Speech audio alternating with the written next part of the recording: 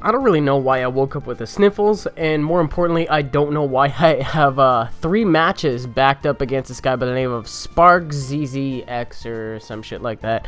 But I suppose since I have 3 of them backed up and I have not uploaded any of them, if I can remember correctly. I think they're all NOOO matches too, so if you guys like NOOO, you're gonna get a lot of that this week between me and this guy, and because it's 3 matches, it's essentially just best of 3. I don't know how that really ended up working out, but here's the first one. So I brought a ditto. Yes, I brought a ditto and some other stuff, and then we'll see how it works. So he's gonna go and lead off with Rhyperior. I'm going to go ahead and lead off with Yon Mega.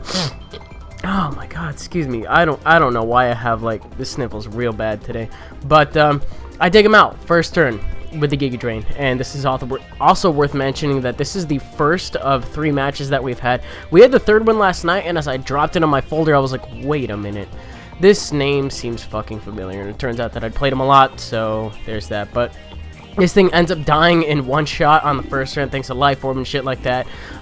It's pretty nice. So in comes Raikou. I am a little bit scared of this thing, but I'm just gonna go for the Bug Buzz anyway, just to get off some damage, because I don't want him subbing and excuse me, Calm Minding. I think he just takes me out on the first turn, or on this turn. But you know what, I took out Rhyperior in 1 shot, which means that he more than likely doesn't have Stealth Rocks for the rest of the game.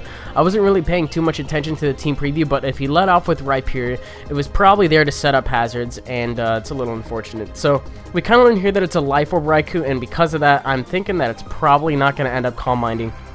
Now this is nice right here.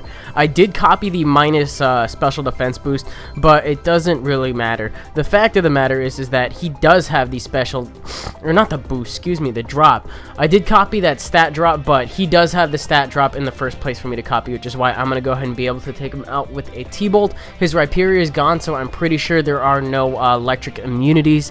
As much as I would have liked to keep it in for Slowbro, I gotta have a different way to deal with it, because I don't want to lose my Ditto to a main shell. So he goes for a high jump kick. I found that to be a little bit too obvious, so I go out into Dusclops, and turns out that he does go for it. So half health right off the bat, but main shell's got freaking regenerate, unless he's running Reckless, in which case that kind of sucks. But I don't think this was at the point in time where Reckless was even out or even a thing to be doing. I don't remember. This is kind of an old game.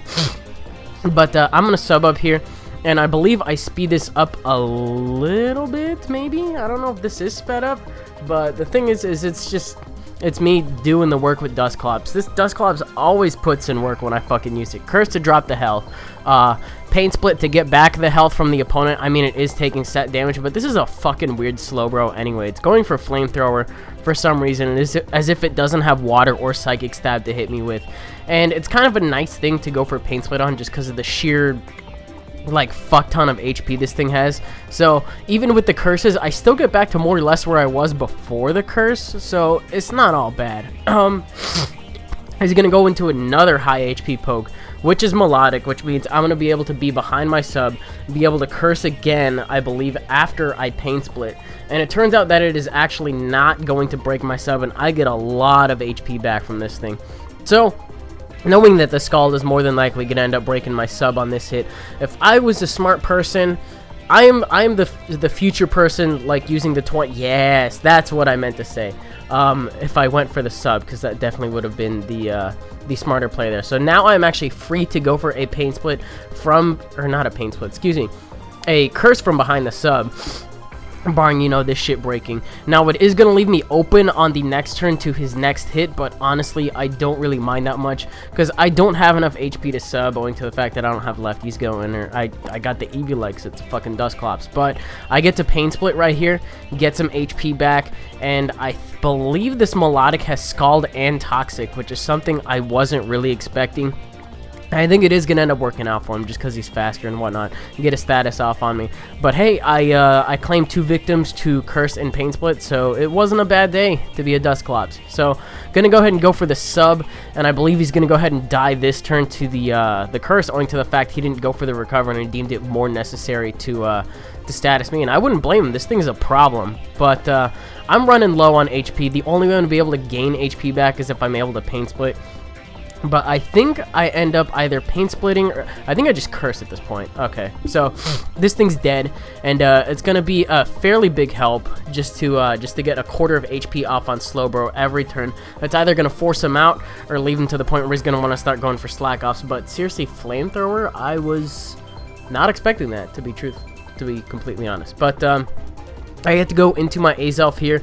I'm pretty sure I wouldn't be able to KO with a T-Bolt from full HP, but the thing is nobody expects T-Bolt from an Azelf, like, ever. So, he's probably expecting Grass Knot, and then he decided to go into something lighter. But T-Bolt just ends up killing this thing off. Yes, Azelf does get T-Bolt.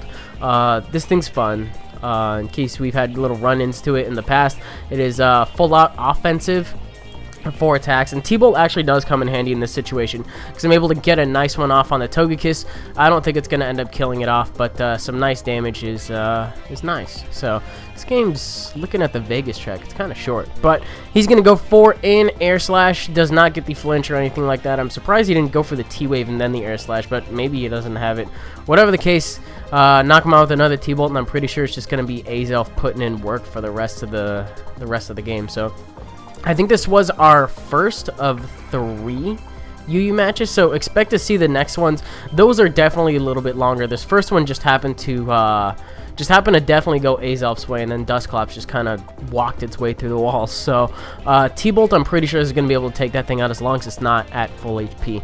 And that's the game. It was a little bit of a quicker one, but definitely expect some better content from me later on in the week. I figured I would just set the groundwork for this mini-series because I did have this battle, and I got 2 more from the same guy, which I'll probably upload either tomorrow and Wednesday or Wednesday and Friday to give you some space in between the uploads. But there's that. I don't always have to be uploading long videos, you know, that kind of thing. Anyways, that'll do it. I'll let you guys off the hook early today, and I'll catch you guys tomorrow.